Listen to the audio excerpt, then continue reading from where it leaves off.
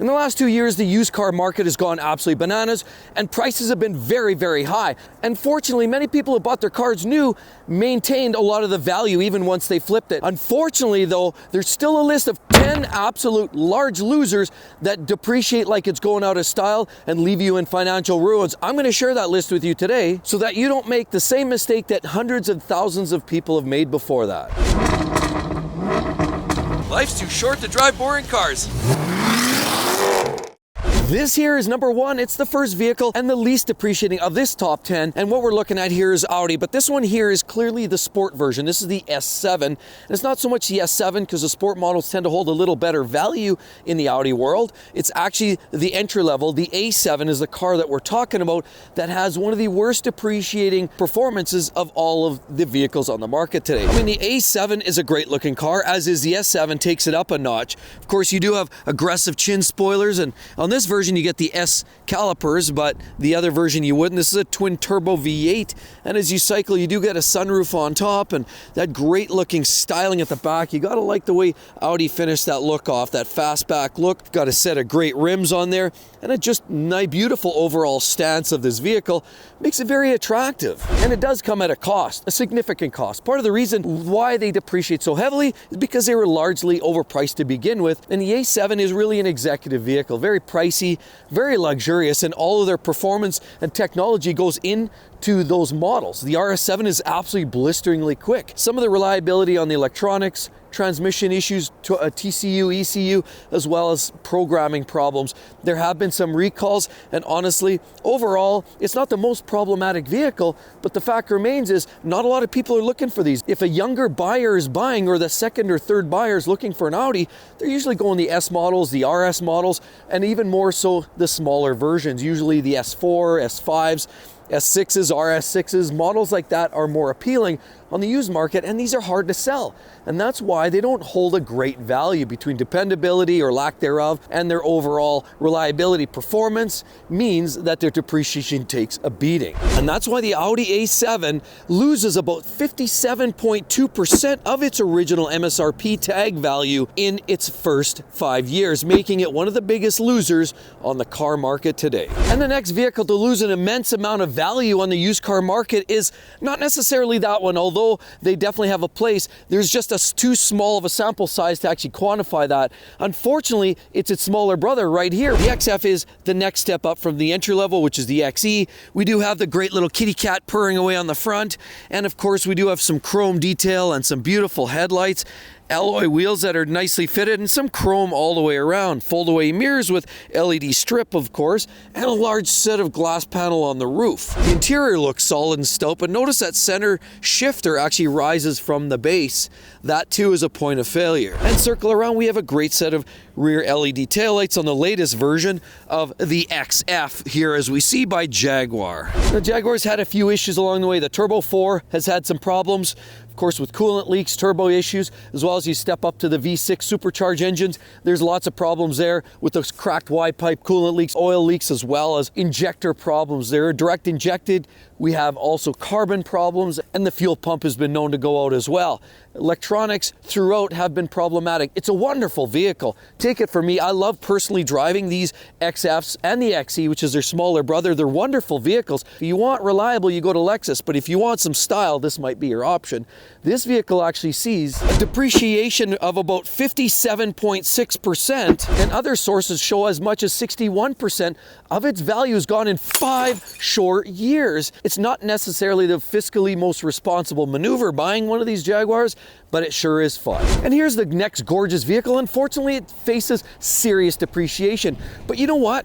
You can get yourself a beautiful name brand luxury as well as performance-based SUV that's Italian, high performance, looks great, and you can do it on the used car segment and gain yourself a wonderful vehicle, massive amount of value to get in on one of these vehicles, but without paying the full meal deal. Seeing a mass level of depreciation for a used car buyer represents phenomenal value for somebody in that marketplace. If you're not buying new, you can get yourself a used one and get a great deal. But the downside, of course, is depreciation depreciation, cost of ownership, and those are the fears that a lot of people have. But either way, it's a great vehicle and a lot of opportunity to get yourself a smoking deal on these vehicles. But let's look. This is an absolutely gorgeous SUV, much prettier than most other SUVs on the market. Why? Well, you have the massive pitchfork, or I've been corrected, it's actually a Trident. There you go. But it's an absolutely beautiful vehicle here.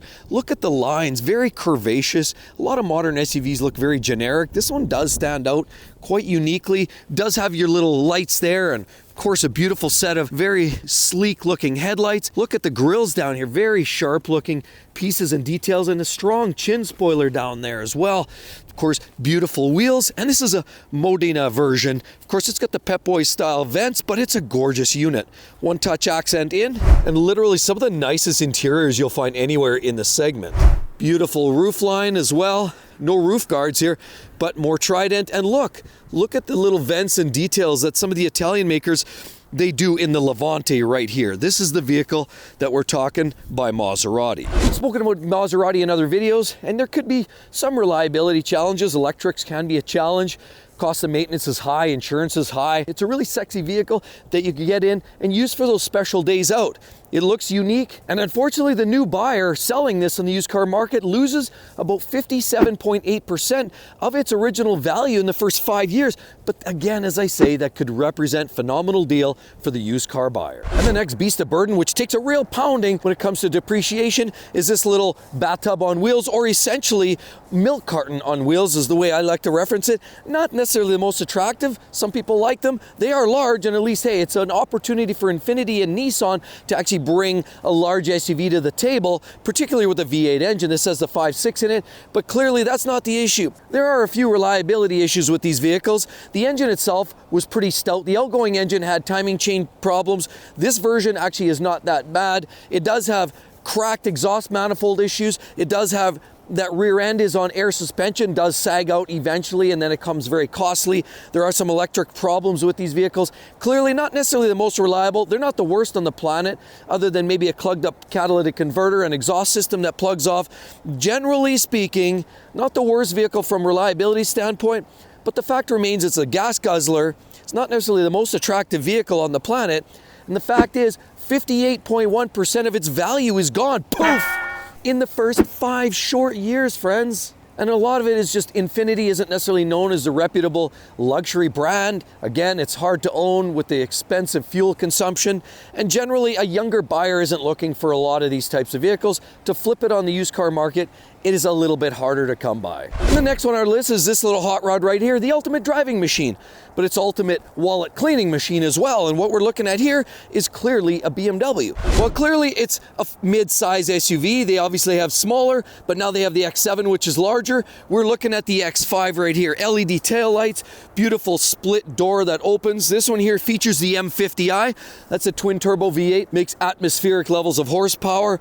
You've got great details like the vents and the M badges on this one, and the great laser cut rims. And as we look back, we got the laser LEDs covered in snow and the oversized grille in the latest generation of the BMW X5. Unfortunately, a lot of BMWs have suffered heavy depreciation because they're wonderful when they're new, but it's that cost of service and maintenance that catches up with them as they age. 3 to 5 years, you could anticipate some big dollar repairs, and certain drivetrains are even worse. This is the V8, not necessarily one of their most dependable pieces, performs great, but you would anticipate some serious repairs. Oil consumption was an issue. Older generations of that turbo V8 actually had problems with the hot V, and of course you had melting of plastics, valve guide seals, and ultimately you end up with, again, oil consumption as well as deterioration of the heads and many plastics under the hood.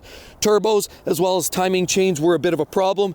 Early battery drawn deterioration, as well as older versions, they had the self-leveling suspension, had airbags that would let go after 50, 70, 80,000 miles, and that ends up costing you thousands of dollars for the bags, the compressor, or any of the other electronics associated with that. So it's a very complex vehicle by BMW, and as a result, 58% of its value has gone up in smoke in the first 5 years. And there's the next one right there. We're looking at a Cadillac, but it's the ESV version that's particularly the one that will hit a 58.5% depreciation in the first 5 years, and largely due to quality control issues, lacking of space in the back seating, electronics, door handles ripping off, and just the general QC isn't the greatest, so that's why those vehicles don't necessarily hold up and hang around for very long. The next one is this little hot rod here. 59% of its value gone in 5 short years is literally one of the biggest financial mistakes you could even consider making. Now, the version that takes the biggest hit is the hybrid,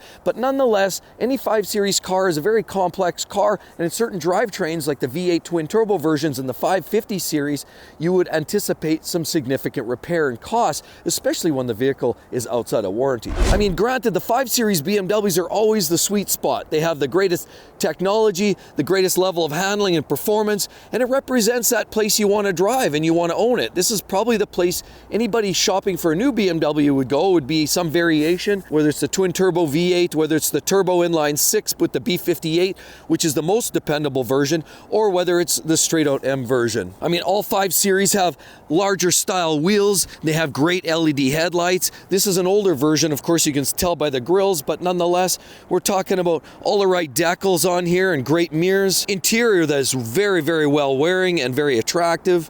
Sunroofs on the top of these vehicles, circling around. Of course, you always have LEDs on a lot of late model BMWs, and of course, this is a 550. Many BMWs are absolutely spectacular to own when they're new, but as they hit that 4 or 5 year, 6 year mark, 60, 70,000 miles, look out. Things get really costly, and that's why they don't sell so well and hold very good value in the used car market. Another great value for somebody actually looking to get a great deal or a steal of a deal on the used car market represents an absolute punishment for somebody who bought it new and actually is trying to sell it on the used car market is this little hot rod here. Another Italian special. What do we have? Well, clearly, as you can see on the front, we're looking at the Trident again. Look at the flares, how it curves up here. It's an absolute gorgeous vehicle. And again, Modena here, and we have the Pep Boy type vents right there. The interior is very, very nice, although it's not as dressed up in quality as it should be, given this is borrowing parts from the Dodge Stellantis parts bin. But it does have some great curves along the back quarter panels, and of course, look around,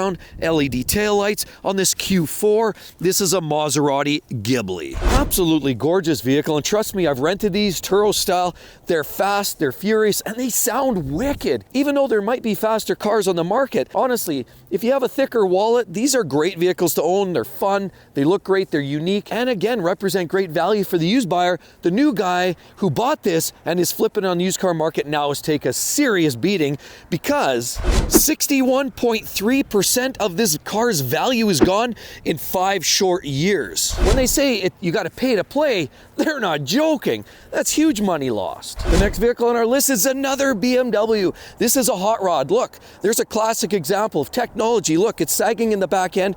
What is this? Well, this is literally their flagship car, and as a result, every piece of technology and electronics you can stuff into a set of skins right there, and that's a big reason why these vehicles often depreciate so aggressively. As a matter of fact, about 62% of this vehicle's value is gone in the first 5 years. Again, a big reason for that is clearly the high-level electronics, and people just get nervous. After the warranty is gone, nobody wants it. Young buyers don't buy these, they buy the M cars, 3 Series cars, and clearly there's no market for this vehicle, so no one wants it, and therefore it has to sell for next to pennies on the dollar. And so a 62% loss of value in 5 years is absolutely financially devastating. And right there is the biggest loser that we have in terms of value depreciation loss for that first buyer of this vehicle. Now, it is absolutely stunning. It's gorgeous in every angle, and I'll show you how much you can actually expect to lose on this vehicle in 5 years. But first, let's take a look. Beautiful high gloss calipers on there, high gloss piano finishing on the rims. Of course, we do have the Trident again, as we would expect. Clearly, it's Italian. Carbon fiber door handles, absolutely gorgeous. Carbon fiber mirrors. The interior is dressed up to the nines. This is literally one of the nicest interiors I have seen ever. Of course, look at a different style of headlight as we notice here. And again, the Trident. We're talking about Maserati. And look at the stance of this vehicle. It is literally very large and in charge. Very gorgeous. More of the red calipers. As we cycle to the back, we notice we have LED lights as we would expect on this Quattroporte right here. And yeah, look, one set of exhaust tips and another set there. Of course, we have this gorgeous splitter along the bottom. Let's take a look at this window sticker on this vehicle here first. As you can see, $194,000 for this vehicle brand new. That is almost $200K before you start adding all the extras. And do you know how much you would expect to pay? Yes, 64.5% of this vehicle's value is up in smoke in the first 5 years. That means 200 grand turns into $70,000 in 5 short years. Very devastating blow. If you want to have it and you want to drive that piece of Italian history and performance, that's a great opportunity. However, if you want to hold a little more money and you still love the brand, the GT or the Gran Turismo is certainly a little bit better option. And with all of that said, right there, check it out. 2024's most reliable SUVs. Hope to see each and every one on the next one. See you real soon. Bye-bye.